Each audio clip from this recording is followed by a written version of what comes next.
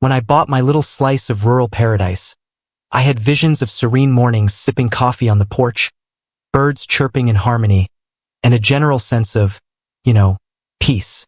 What I didn't envision was Marjorie Clemens, HOA president extraordinaire, with her polyester power suits and clipboard of doom, strutting up my gravel driveway like she owned the place.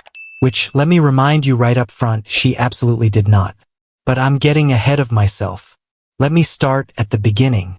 After years of city living, complete with neighbors who thought quiet hours were suggestions and a landlord who thought fixing a leaky ceiling was optional, I'd had enough. So, when the opportunity arose to buy a fixer-upper on 5 acres of land outside town, I jumped on it faster than you can say personal space. Sure, the house was a little rustic, but the property was gorgeous. Rolling hills, a creek at the edge of the woods, and not a neighbor in sight. Bliss, or so I thought. My first week, there was everything I'd hoped for. I unpacked boxes at a leisurely pace, let my dog, Max, roam free without a leash, and soaked in the silence. That's when Marjorie made her grand entrance. It was a Tuesday morning, and I was in the yard trying to wrestle a wheelbarrow full of mulch when I spotted her.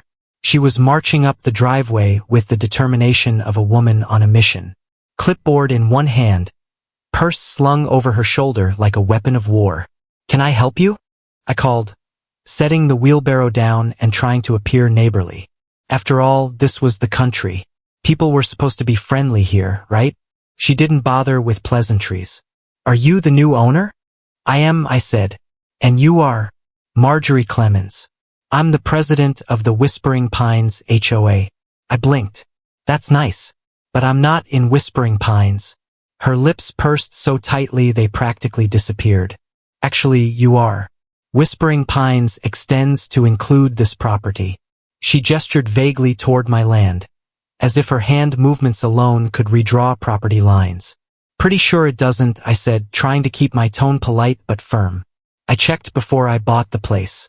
This property's outside the HOA boundaries." Marjorie's eyes narrowed.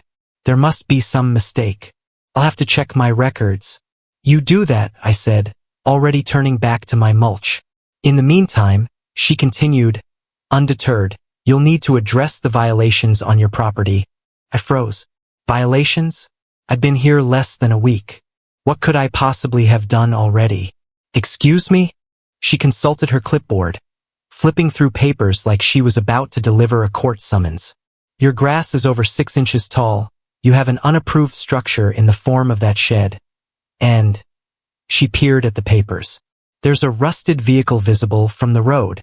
I followed her gaze to my old truck parked next to the barn. Sure, it had seen better days, but it was still functional. "First of all," I said, holding up a finger, "this property isn't part of your HOA. Second, the grass is tall because I've been busy moving in. And third, that unapproved structure is a shed that's been here since the 70s. I'm pretty sure it's more grandfathered in than you are." Her nostrils flared.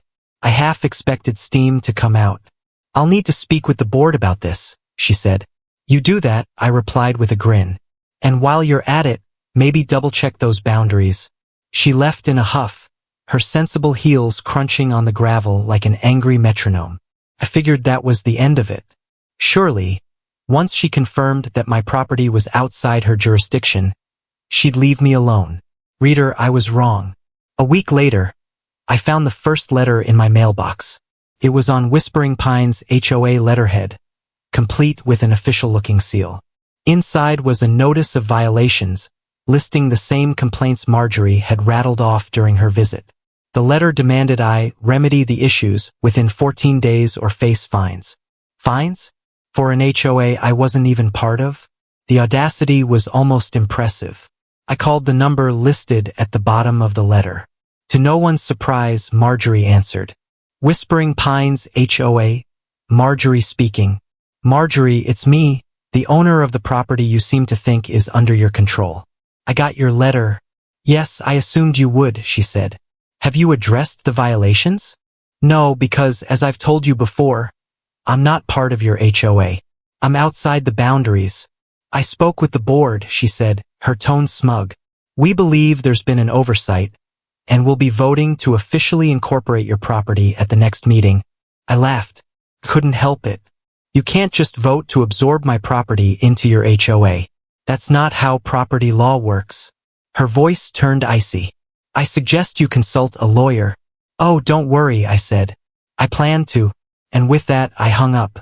By the time I finished venting to my best friend, Lisa, later that day, she'd already decided to come for a visit. Lisa's the kind of person you want in your corner during a fight, sharp, resourceful, and utterly fearless. She arrived the next morning, armed with coffee, snacks, and a stack of legal printouts about HOAs. Let me get this straight, she said, pacing my kitchen. This woman thinks she can annex your property like it's the 1800s and she's building an empire? Pretty much. Lisa shook her head. She's messing with the wrong people, and that's when the real fight began. Marjorie must have sensed that I wasn't going to roll over and let her steamroll me, because her tactics escalated almost immediately. The day after Lisa's arrival, I found another letter in my mailbox. This one wasn't just a notice of violations. It was a bill. They're trying to fine you? Lisa asked, holding up the letter like it might bite. For what? I scanned the list of infractions. The grass was still mentioned, as was the shed and the truck. But now there were new complaints. Unapproved fencing and excessive noise. Excessive noise? I echoed, incredulous. I live alone in the middle of nowhere. The loudest thing around here is Max barking at squirrels. Lisa snorted. They're grasping at straws. You need to hit them with facts.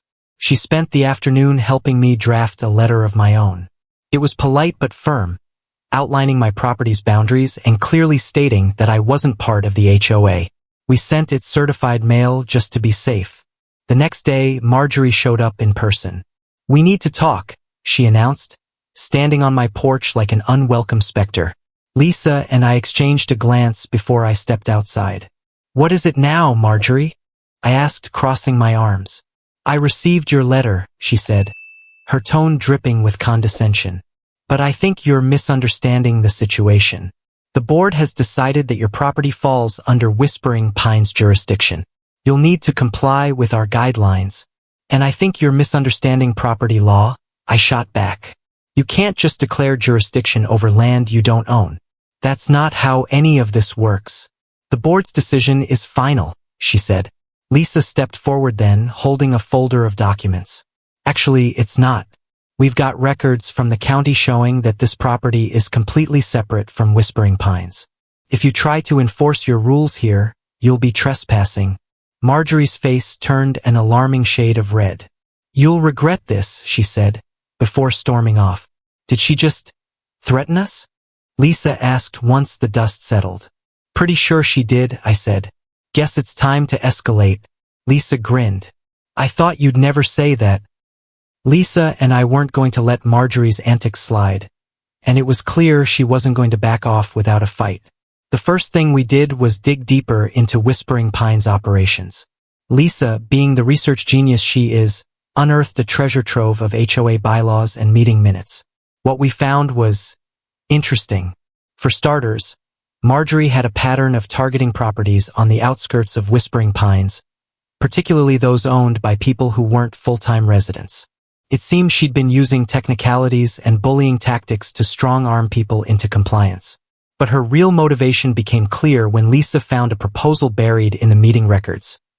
An expansion plan that would extend Whispering Pines' borders and their HOA fees to encompass new properties. So, it's about money, I said, scrolling through the documents on Lisa's laptop. Always is, Lisa replied. She probably wants your land for the fees and to make her little HOA empire look bigger.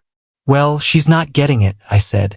Time to let her know she's messing with the wrong people. The first step was making it official. I filed a formal complaint with the county, detailing Marjorie's attempts to claim jurisdiction over my property. Lisa helped me write it up, complete with copies of the legal records proving my land was outside Whispering Pines' boundaries. Next, we went public. Lisa suggested starting a blog to document the whole ordeal. Within days, HOA Overreach Chronicles was live, complete with photos of my property, scans of Marjorie's letters, and snarky commentary about the absurdity of it all. To my surprise, it gained traction fast. Turns out, people love a good David and Goliath story, especially when Goliath is a power-tripping HOA president. Marjorie was not a woman to take public humiliation lying down. The blog had clearly struck a nerve because the next week brought a new kind of escalation. One morning, I woke up to find an official-looking notice taped to my front door. It was from the Whispering Pines Legal Committee, a name that sounded way more intimidating than it actually was, claiming I was being sued for defamation. Lisa nearly spit out her coffee when she read it. Defamation? For what? Posting her ridiculous letters? Apparently, calling someone a power-tripping clipboard warrior isn't covered under free speech, I said dryly. Who knew? She's bluffing, Lisa said. No court would take this seriously. Bluff or not, I'm not taking chances, I replied. Time to lawyer up. Hiring a lawyer turned out to be the best decision I made during this entire ordeal. Not only did they assure me that Marjorie's lawsuit was full of holes, but they also helped me file a countersuit for harassment and trespassing. If Marjorie wanted to play dirty, I was more than ready to meet her on the battlefield. The next few weeks turned into a whirlwind of legal back and forth. Marjorie's legal committee turned out to be nothing more than a local attorney she'd roped into her vendetta, and their case fell apart almost immediately under scrutiny. My countersuit, on the other hand, was rock solid. Between the documented trespassing, the baseless fines, and the bogus defamation claim, I had more than enough to make a strong case. By the time the court date rolled around, I had not only my lawyer but also several neighbors who had come forward with their own stories about Marjorie's overreach. It seemed my blog had inspired a small revolution within Whispering Pines. Marjorie's confident facade began to crack as witness after witness testified against her. Her attorney's arguments grew increasingly desperate, culminating in a bizarre claim that I was inciting rebellion against community values. The judge looked unimpressed. In the end, the court ruled in my favor. Marjorie was ordered to pay damages for harassment and legal fees, and the HOA was slapped with a stern warning about overstepping its boundaries. Literally. The best part? Watching Marjorie's face as the judge delivered the verdict. It was a mix of disbelief, fury, and, was that a hint of humiliation? Priceless. After the ruling, the HOA held an emergency meeting to remove Marjorie from her position as president. Apparently, even her staunchest supporters had had enough of her antics. The new leadership sent me a formal apology and promised to leave me, and my property, alone. Lisa and I celebrated that night with champagne on the porch, toasting to victory under the stars. Max barked at a squirrel in the distance, and for the first time in months, the sound felt like music to my ears. Peace at last.